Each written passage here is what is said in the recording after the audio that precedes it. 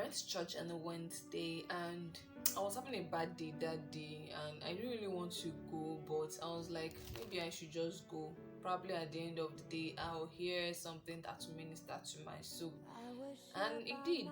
Actually, it did. That was a powerful weekday service. And most of the things that I'm going to be saying is inspired by Pastor Paul Enenche.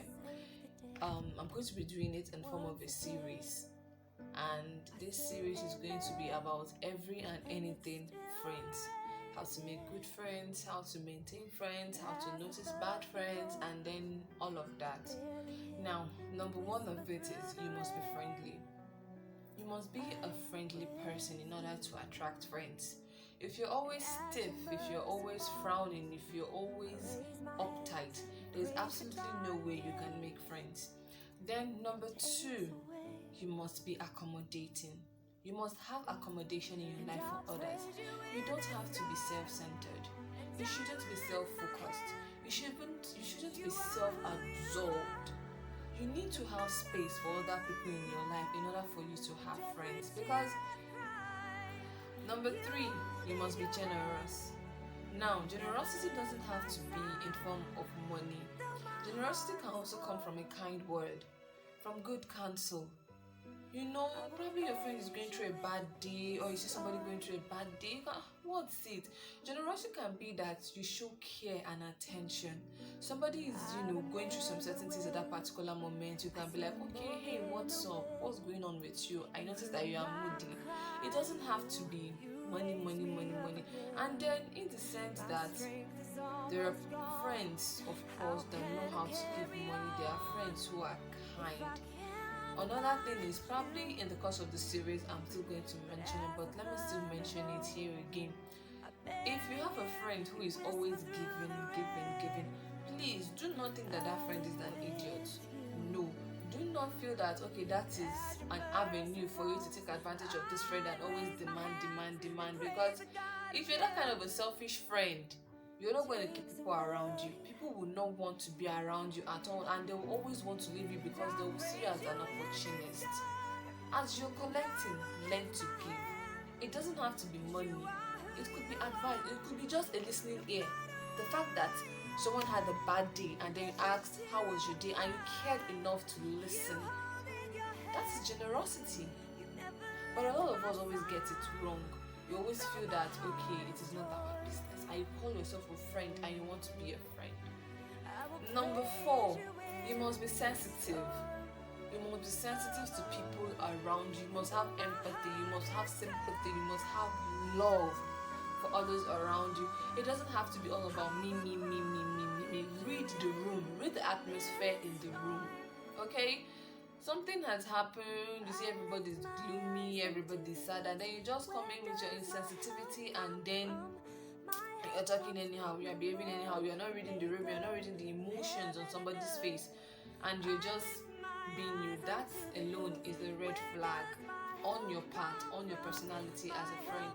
Show empathy, show care, and if someone is telling you something about probably how they're doing, just like, oh God, let this person be done, let me go. No. Care, because whatever you give, you receive. The vibe you give is the vibe you receive.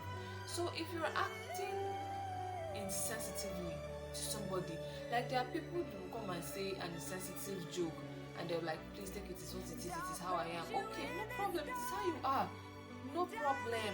Just know that in how you are, you're also losing people around you. Because I will always say a joke is not a joke if it's not funny anymore. If you're saying a joke and you're the only person finding it funny, that means it is not a joke.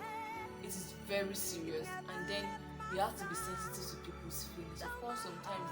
Number five, you must be pure of heart. Nothing beats honesty. Yes, of course, in the society, in the generation that we live in, they say honesty is overrated, but please, honesty is not overrated. Honesty still pays. Of course, how society paints it makes us, discouraged and all, but it still pays. There are people out there who still value truthfulness, who still value honesty. Be pure of heart. God sees our heart. He sees us inside and out, and he rewards us accordingly. If you feel that being dishonest is the only way you can go, you will reap the benefits of what you sow. That is just the plain fact of life. There is no two way about it. You will not die if you're honest. Okay? Be honest. If you have a friend whereby there is this girl that anytime she talks, people are like, they will just make that kind of funny face like that.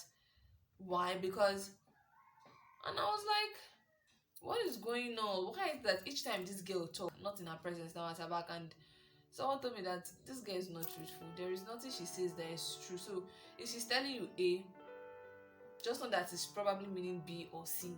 Find your way and go. She's not truthful. Can you imagine? And that, me personally, I don't know this girl, but this is somebody that knows this girl, has spread this information, and then that is how this information is going and going and going like that, and then probably it will make you lose something tangible in the future, because you see all these small lies that we think that it's nothing, that is what accumulates, and then it turns into a big deal without us even knowing it, and we're like, what went wrong? And then we'll start blaming village people, unknowing that we are the one that caused these problems for ourselves. Honesty pays. Number 6, you must have grace-filled lips. Okay, grace-filled lips. Now, this is one of my favorite parts, because I'm this kind of a person that I don't like it when people shout unnecessarily around me. Whenever you're talking, my dear, I'm not deaf, I'm not hard of hearing. Why are you shouting? I always have problem with people that feel the only way they can communicate is by shouting. No, you think shouting passes information. Actually, it does the opposite. Now, each time you're talking, see, I always talk about mannerism to people around me, that your manner of approach is very important. Do you know that I could be wrong? I've done something wrong now, and you're trying to correct me. You and I both know that I've done something wrong, and you're trying to correct me, and then the manner at which you're using to correct me is you're condemning me, you're talking down at me. Do you know that it's not everybody that can handle that? Another thing, be emotionally sensitive. We are coming to that one, but I think this one also, interlocks with emotional sensitivity. Be emotionally sensitive to people. Just because I did something wrong, I want to correct me, does not mean that you should come and be talking down at me and be condemning me. There is a way that people see that thing. Not everybody have the ability to collect that information. I'm like, okay, probably I did this thing wrong. No. They'll feel that you're condemning them, you're talking bad at them, and then instead of it to produce the results that you want, it's actually producing negative results. While growing up, have you noticed that if you do something wrong, for some of us, not everybody shall, for some of us, if you do something wrong and your parents beat you, it has the opposite effect of what they were hoping to achieve. Now, probably that beating now, they'll think that is to correct you from what you've done wrong. Yes, understood. Everything worked for some people, but not all of us. Some of us, I think that beating even made us more stubborn while we were growing up. It is possible. Now, somebody had a very bad day, or somebody just got a call that, see, this thing is happening at home. Mommy is sick, there's no food in the house, I've not paid my school fees, exam is next week.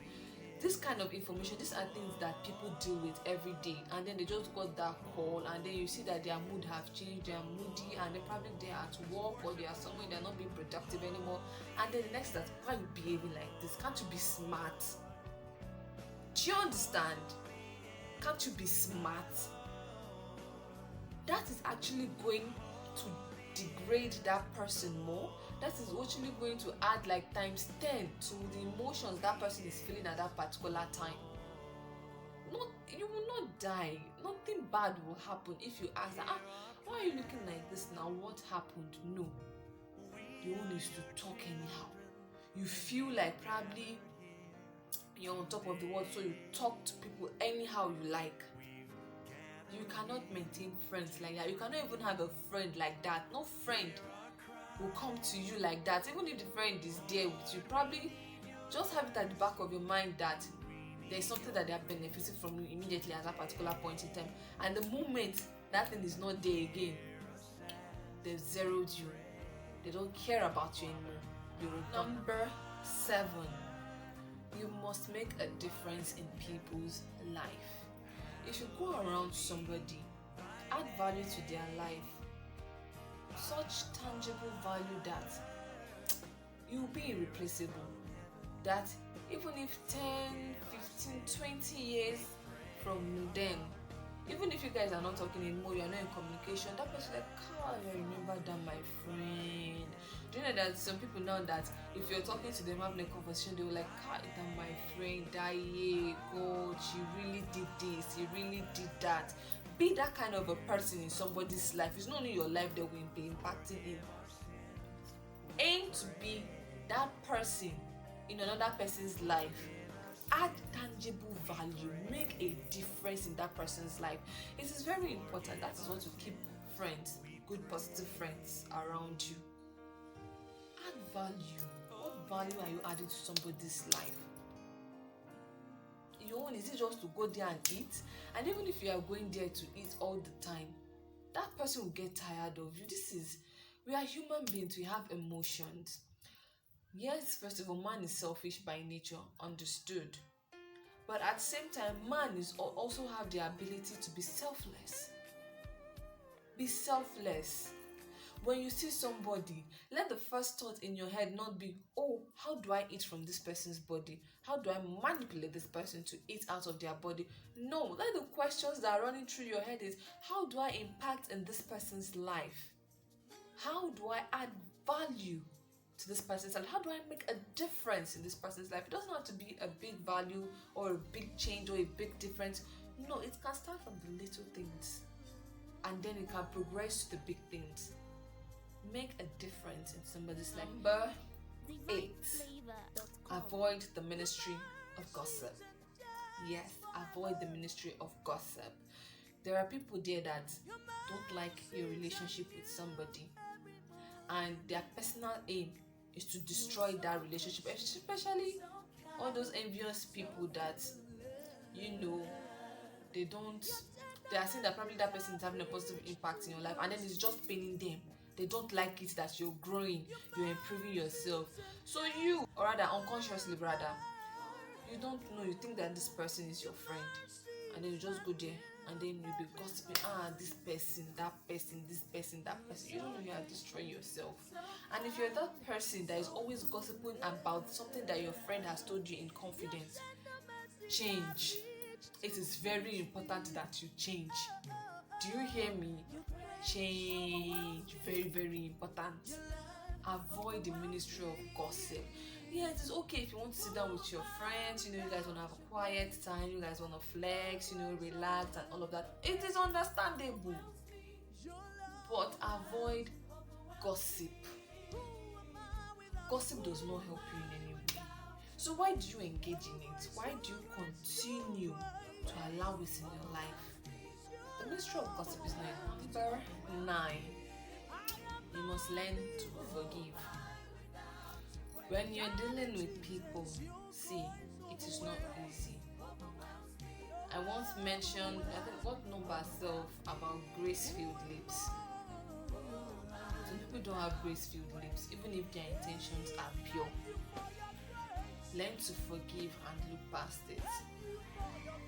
There are some people who have good intentions towards you, like their intentions are just genuine, but it is the manner at which they displayed those intentions that are wrong. Forgive them.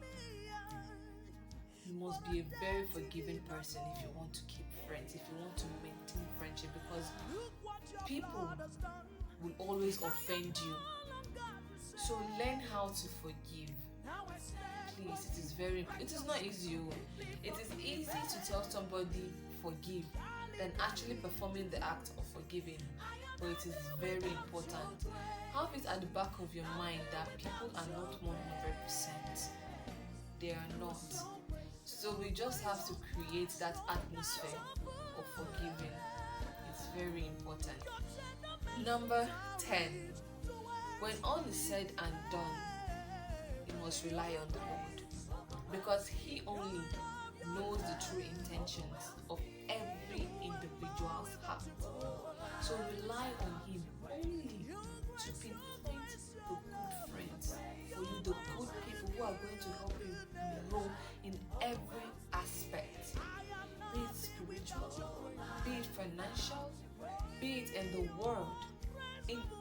expect, because He is the one true God. So always, always, always learn to rely on Him. It's very important.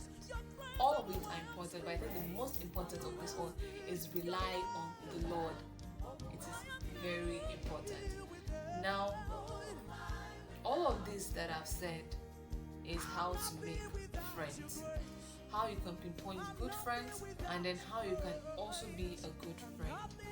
In my next series, in my next video, I'm going to be talking about counterfeit friends, how to spot out counterfeit friends, also inspired by Pastor Paul Enenche.